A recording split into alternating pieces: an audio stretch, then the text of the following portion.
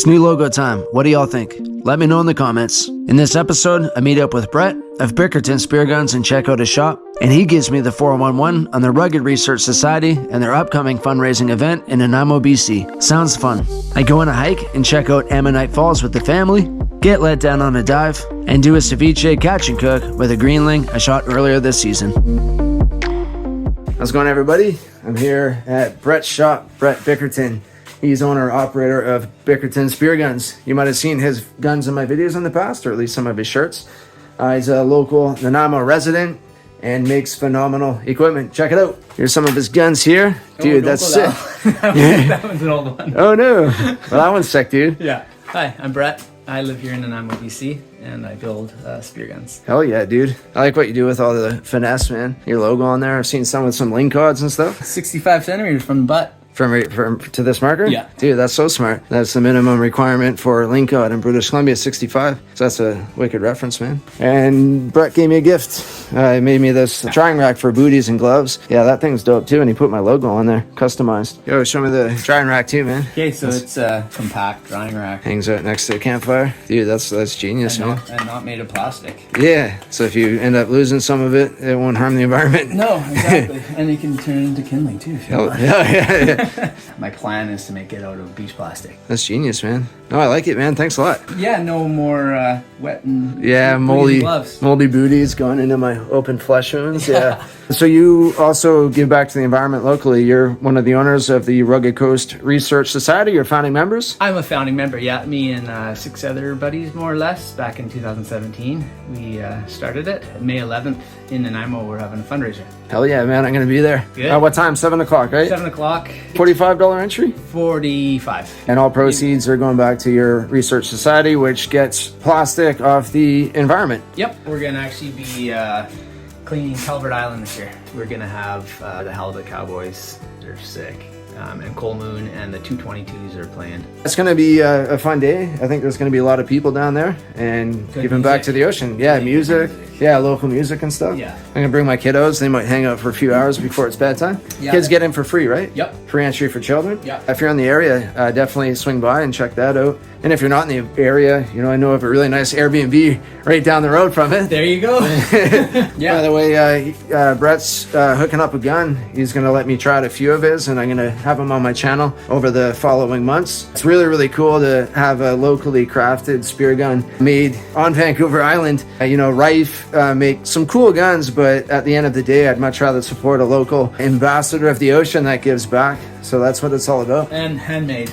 Not made in a factory. Yeah. You consider this a factory. No, Sometimes man. It feels like a factory. This is handmade, man. This is handmade. Yeah. I'm really excited to try one of these guns out. There you have it. Dope Nanaimo shop. If you're looking for a gun, hit up Brett or Knives. Oh yeah, a bunch of other products. Here's the deal. I'll leave a link to his website and you can check out his products. Clothing, shirts, a bunch of swag, dive ponchos. Yeah. All made in Canada, locally. Killer, man. Well, thanks for all you do for the environment. Yeah, thanks for coming out. Looking forward to seeing you on May 11th. Me too, man. Me too. Yeah, it'll be fun. Yeah. So make sure you're always listening to Mommy and Daddy. Wait, there's horses? Some people will be riding horses, yeah. Going on an adventure to Benson Creek Falls, if we can find it.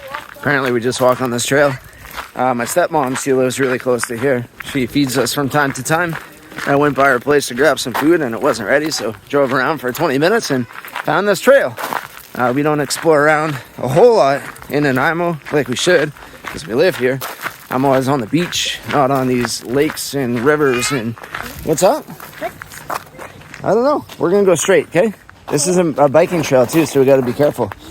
I don't mountain bike, but check this out. There's trails all over the place. You gotta keep a keen eye out when you're here. There's just a sign saying caution, high-speed biking trail, so to cross quickly. Ooh, you hear that, guys? Yeah. You gotta watch out for bikes. As Airbnb hosts, this is the stuff that we should have on our listings. Bring in the bikers, and all these cool little trails. Hey guys, I hear water. It might be the waterfall. Let's go check it out. It's a nice trail. A lot of different elevations. I've been getting into trail running, often going down the Dodd Narrows on the Cable Bay Trail. Want to start hiking up Mount Benson, but this would be a good one too. Running through the trails at full speed gets your adrenaline going. Good exercise too with all the different inclines and terrain. Water! We might be closer. I think we are. Maybe waterfall. Yeah. You see it, buddy? And now I'm a bit confused. Ammonite Falls? Interesting. That's super sketchy. Yeah, but buddy, there's no railing. All right, so here's the trail. Oh yeah, look at all those steps down there. Craziness. I'm gonna have to hold the kids' hands so they don't fall, but we'll make it. And Ammonite Falls, I guess, is what we're going to. I thought it was Benson Falls. I don't know this area. Fun part's gonna be coming up. Yeah. I did it! You did it, yeah. You just have another 1,000 or so steps to go. Yay! Look! Yeah, it's not bad, is it? No. I think we were over-exaggerating a bit. It's not too bad. Looks a lot steeper from the top. It's steep, but it's manageable. No. Go ahead, baby. Go on. Choke reef, don't trip her. Getting closer. It's quite gorgeous down there. I don't think I'll be diving this spot, though. What's that? It's a record. Do you want to put it in your pocket? Why? Because we don't want the garbage going into the river. Okay. Good job, baby. That's pretty cool. I don't see the waterfall, though. Ammonite Falls. Oh, I see it. I think I see it. It's right over there. That's neat. I'm gonna have to come here and snorkel. There we go. Ammonite Falls. That is pretty neat. Not really kid safe, though, so I'm just gonna get a quick shot here. And we're gonna hike back. I think the kids, they burned all their energy running around like a bunch of wild banshees. Cool spot, though. Definitely gonna come back, do some trail running and sightseeing.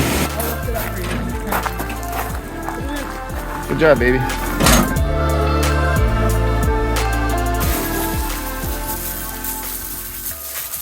What did you find? A little agate. You found an agate. Yeah, a little agate.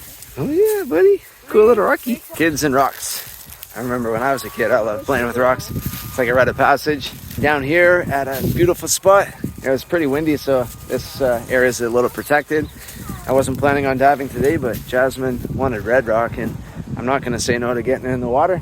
So the visibility is looking awesome, especially compared to the other day I was diving around this area. Visibility was like 3-4 meters, but right now it's nice and clear. So I'm pretty pumped. Gonna jump in, look for some crab, and maybe find some lingcod hanging out on egg masses, maybe an octopus, and just explore. It's also Easter right now. The kids got a bunch of new plastic junk that's gonna end up in the landfill. I didn't buy it. The in-laws, they spoil our kids. Love you guys. I'm a bit cynical with all the toys that keep popping up in the house. I think I drive Jasmine crazy sometimes. I fully admit that I'm hypocritical as I go through disposable coffee cups like anyone else, but reduce, reuse, and recycle is a hierarchy. I'm a fairly strong believer in buying used and buying quality. One of the most difficult things about parenting is watching my kids become accustomed to consumerism. It's a hard trap not to fall into. The visibility was good from far, but far from good. Damn, fell for it again. There must have been a fairly good sized spawn here, as the shoreline was covered in herring roe. It almost looked as though the seafloor was covered in a fresh layer of snow. Herring have a daily limit of 20 kilograms, but harvesting the roe once deposited is a violation. Cool to look at though. The crabs were in slim pickings. I promised Jasmine though, not much, but at least one in the bag. She was grateful. You know it's a lackluster dive when you slow-mo the anemones. Oh no, time to bust out the perch. I'm just kidding. Jokes aside, perch are pretty amazing to look close up at. Same can be said for all the different anemones, but this dive was turning out to be a letdown. I found another conjugation of northern kelp crab. I knew one small red rock wasn't much of a meal, so I found the biggest male in the pile and threw it in my bag too. He didn't go down without a fight. I'd be doing the exact same thing. Sorry, buddy.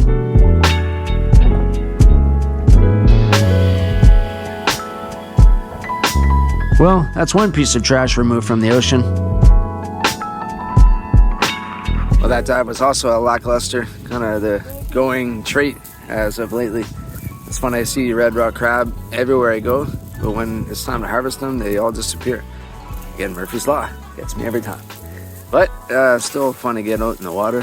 I've done this spot I think 3 times now, this being the 3rd or maybe even 4th. First time was epic. The visibility was crystal clear, like 50, 60 foot viz, 20 meters. There's cool jellyfish in the water, a lot of life, herring balls. But the last 2 or 3 times I've come here, it's been a complete 180, no life, bad visibility, and really strong current. Check this spot off though for the year. Maybe I'll come back, who knows. It's a good spot for the kids. They like the beach, and holding out for another epic day here. Maybe it's a winter spot. Alright, going back home, gonna make some red rock and kelp crab ramen. Some food to cook up. So I was off the west coast a few weeks ago and I shot a couple greenling. And it's summertime, or I guess middle of spring, so we're gonna make some Greenling Ceviche. I love ceviche, it's like my favorite meal, but it's one of those treats we wait for come spring, summer. This Greenling I froze for a solid 2 weeks in case there's any parasites. We do have parasites off our coast. The chances of them inhabiting a human are pretty slim, but not zero. So it can happen that are off freezing it for a couple weeks or at least a week. I'm gonna get Jasmine to cook this up in lime juice, not cooking it with heat, but cooking it in acids. And we get a bunch of good old ingredients and we're gonna have a feast. That's nachos to devour it with too. What's the first step, my love? I'm just cutting up limes to put over the fish. And I like to use a combination of limes and lemon. More limes than lemon. I like the flavors of limes better. One thing I will say about ceviche is the fish you can catch for free, but the ingredients add up pretty quickly. I think this is going to be like $35, $40 ceviche, but it's worth it. But probably $15 in limes. So here's our greenling, fairly fresh. Just going to skin it and cut the fish up into little cubes. The smaller the better, cooks faster. Cut the bones out. Just usually don't have to cut all the bones out. Yeah, the bones you can like chew right through. Bones you can chew right through because they're super fine. Big bones I usually cut out. Thank God I'm filming. I got the easy job. I guess I have to edit it, which takes time. Thank you, Jasmine, for all the hard work. Appreciate it. I'm sure some of my viewers do too. We were gonna do one batch, but I think we're gonna make a double batch. So we're gonna dump that all in there. How long do we let it sit for? Like 30 minutes to an hour, just depends on how you want it. Longer the better, probably, yeah. Yeah. I mean, this fish has been frozen, so at this point, there's nothing that's gonna really hurt you. I forgot to add the garlic into the lemon. Will that make a big difference? You can add it now, though. This has only been in here for like 10 minutes, and if you look at it, it's already starting to cook. You can see the fish, how it's already turning white, and that's basically what you're looking for when it's cooking, especially when you slice it thinly.